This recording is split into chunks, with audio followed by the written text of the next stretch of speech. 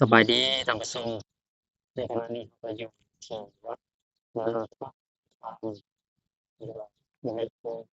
วัดต่างๆอยู่แขวงจังหวัดที่บรรยากาศในสถานที่เป็น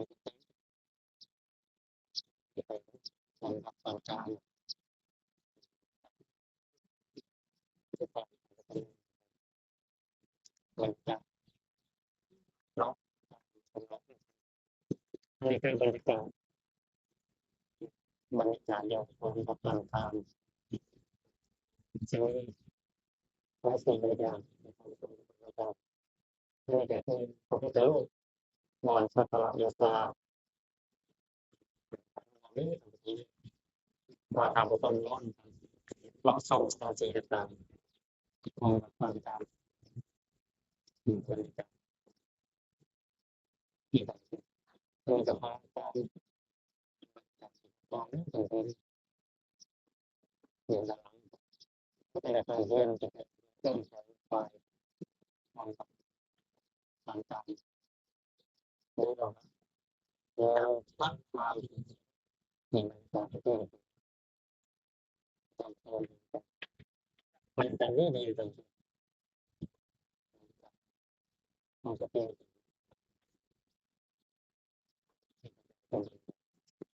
ความรู้สึกของมันอยู่ฟังกับการรู้สึกว่าบรรยากาศทางการดูเอาเงินซื้อเป็นการบ้านนะครับเชื่อเลยมีพวกไปเรียนอะไรแต่พอตัดจบไปตั้งแต่ม.1ม.7ต่อไปมีการแต่ว่าเขาไม่ได้คนได้พอจะคิดไปคือถึงแต่ผมขอเขาบอกใจคือเขาส่งเราเป็นคิดนะ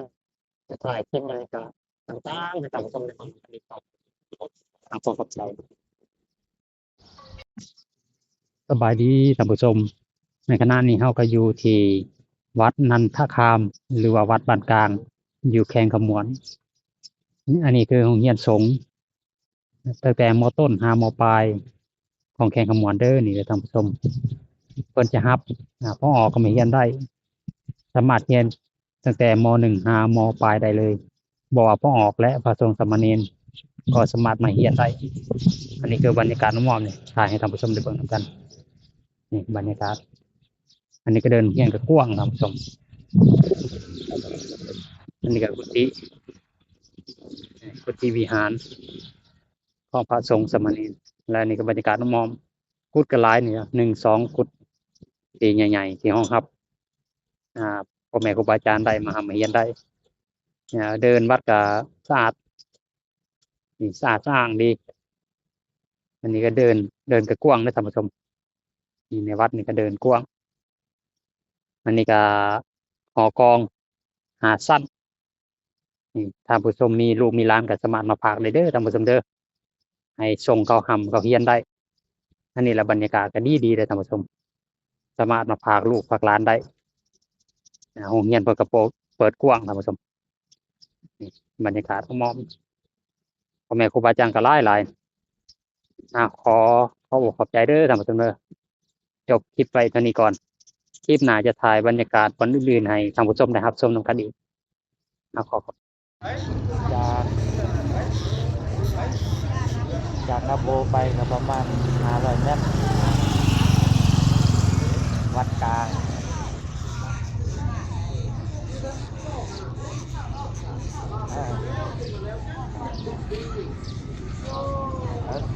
เอาไปแล้วติดต่อแล้วแต่ว่าเพิ่นเขาสอนก่อนบ่ได้มา4 คนที่ลงมาร่วมกัน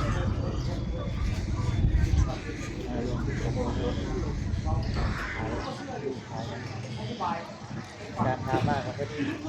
คันนั้นแล้วเราก็จะพบกันอยู่นี่แหละครับเอาใจครับพากันหาพากันหากินเผลอฉันแล้วเรียบร้อยแล้วฉันแล้วเรียบร้อย จากทางประเทศนะทางประเทศหานครจากกิโล30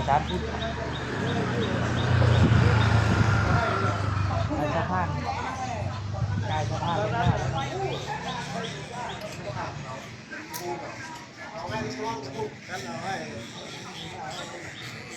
ผมเป็นนักมันทางไงอยู่จากสะพานมานครกันนะ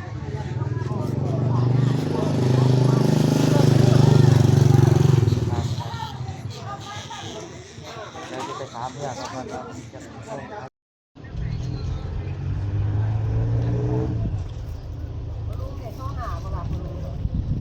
Like I heard the most about the Philippines, which were never on my radar. Like the last 3 months, that was the most time there for the confidence.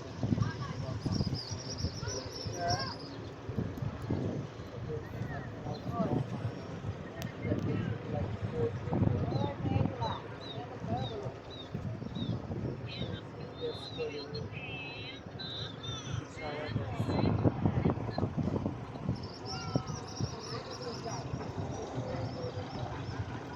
When I arrived in Mangya, it's like one guy from Philippines. In the room with us, and he's the next guy together with him. But he's from the capital. Yeah. He with us to the Philippines. Like my uncle married a guy. He's originally from Manila. But like my uncles always said like it's Manila. And nothing much.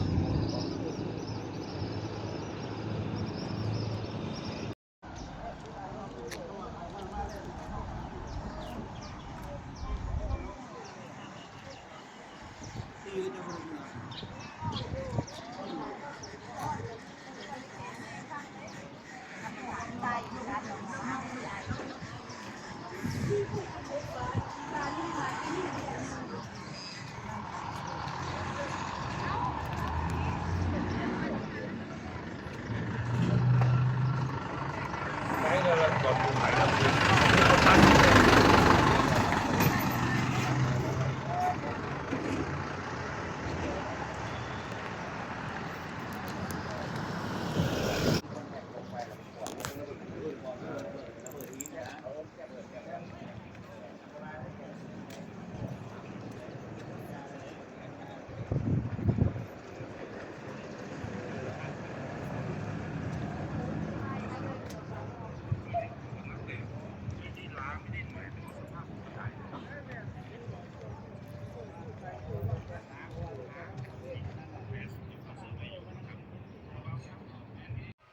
อันนี้คือบรรยากาศหนทางอยู่แขวงคำม่วนหนทางเบตงท่านผู้ชมที่เราเห็นอยู่ในขณะนี้อันนี้คือใจกลางของตรงเมืองทะแขกเลยแหละท่านผู้ชมเพราะว่าเอกลักษณ์ของเมืองทะแขกก็โคมไฟอยู่สายทางมันสิเป็นสอแบบดอกจำปานี่ท่านผู้ชมเขาออกแบบดอกจำปามันสื่อถึงอาณาจักรลาวลานสร้างหรือว่าดอกไม้ประจำชาติลาวก็เช่นดอกจำปาท่านผู้ชมนี่แหละเพิ่นจังว่าเพิ่นก็เลยเฮ็ดเป็นเอกลักษณ์ของประเทศลาว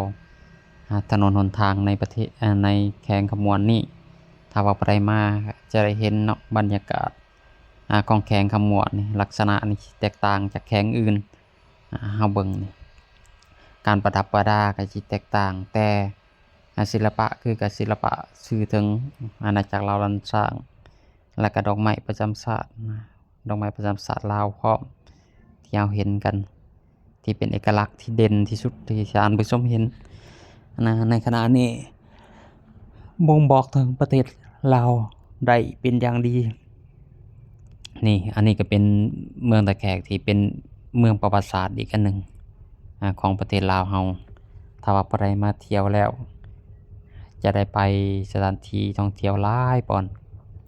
หลักๆที่คู่กันทั่วประเทศหรือว่าทั่วต่างประเทศก็คือพระธาตุศรีโคตะบองนี่ให้ท่านผู้ชมอันนี้แหละเขาว่านะเป็นเอกลักษณ์ของแขวงขมวนแท้ๆแหละอันนี้คือบรรยากาศอ้อมๆที่ถ่ายให้ท่านผู้ชมได้เบิ่งนำกันหนทางเนาะถนนหนทางของเขาก็แตกต่างหลายแตกต่างจาก แต่ละแข่งหลายก็เป็นเมืองน้อยแต่ก็หนทางก็ดีจัดว่าดีพอสมควรอันนี้ก็อยู่ใจกลางอยู่ใจกลางเมืองอยู่เขตท่าแขกนี่ถนนหนทางก็สิประมาณนี้ตามผสมคือตามผสมเห็นในขณะนี้เลยนี่เอกลักษณ์ก็งามเป็นงามอีกแบบหนึ่งตามผสมตามผสมเห็นเลยพอได้มาเคยมาเที่ยวเนี่ยอยู่แข่งขมวนก็จะได้ฮู้หลายสถานที่ท่องเที่ยวแล้วก็หลายบอนอยู่แข่งขมวนแล้วก็เป็นแข่งหนึ่งได้ที่เจริญท่านผู้ชมเจริญการค้าขายก็สะดวกสบายถึงจะเป็นแข่งน้อยแต่เปี่ยมด้วยคุณภาพท่านผู้ชมที่ท่านผู้ชมเห็นในขณะนี้เห็นบ่รถรางต่างๆก็หลายมาแต่ต่างแข่งต่างเมืองได้นี่มาเที่ยวแข่งขมวนแข่งขมวนเป็นแข่งหนึ่งที่มีจุดเด่นด้านการท่องเที่ยวมัวว่าภูผาป่าดงก็ยังอุดมสมบูรณ์ตามผู้ชมนี่แหละเพิ่นว่าแหล่งท่องเที่ยวนี้ก็เป็นใหม่ล่าสุดนี่ก็ยังก็เป็นมรดกโลกด้านธรรมชาติหรือว่าหินนำนออยู่แข่งตะแขกนี่เนาะหรือว่าแข่งขมวนนี่นะอยู่แข่งขมวนนี่หินนำนอก็งามได้ติดระดับโลกถ้าว่าผู้ใดมักแบบท่องเที่ยวแบบตามธรรมชาตินี่ควรจะไปเที่ยวไปชมให้ได้อย่างมองไงยังบ่ได้ไปแต่ต้องให้ได้ไป1ครั้งในชีวิตเพราะว่าธรรมชาติอยู่เขตนี้นั้นอุดมสมบูรณ์แล้วก็สวยงามพร้อมว่าไงว่าเที่ยวหลักพันบาทนี่นะแต่วิวนี่หลักล้านท่านผู้ชมนี่เห็นบ่ตะเวนคอยขับลงแรงตะเวนบ่แม่นในตะเวนบ่แม่นตะเวนคอยขับลำแรงตะเวนยามเช้าอารุณยามเช้าท่านผู้ชมบ่แม่นคอยขับยามแรงเว้าผิดไปหลายเติบเลยเด้เนี่ยอ้ายท่านผู้ชมเอ้ยนี่พระสงฆ์องค์เจ้าออกบิณฑบาตมีม้านำเองมีม้าอย่างตามเจ้าน้อยก็หลายเนาะนี่หลายถ่ายบรรยากาศเซโนให้ท่านผู้ชมเบิ่งบรรยากาศเซโนนะไปก็มาเที่ยวมาชมได้นี่เป็นแลนด์มาร์คเลยนี่ปิ้งไก่เซโนแต่ว่าพอได้มาเซโนแล้วต้องได้รับรู้ว่าเขตนี้สิ่งที่ลือนามก็คือปิ้งไก่เซโนมาแล้วต้องได้แวะนี่แหละเพิ่นว่าหนทางก็ค่อนข้างจะดีเนี่ยแล้วเขาเฮ็ดใหม่นี่อยู่ตะแคกรถก็ใหญ่เที่ยวหลายบรรยากาศก็แบบนี้ล่ะดังที่เราเห็นเลยท่านผู้ชมบรรยากาศก็สวยสดงดงามพอได้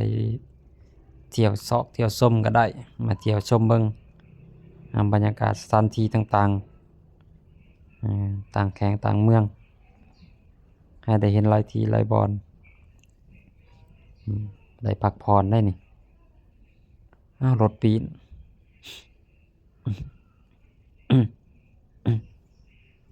รถปีน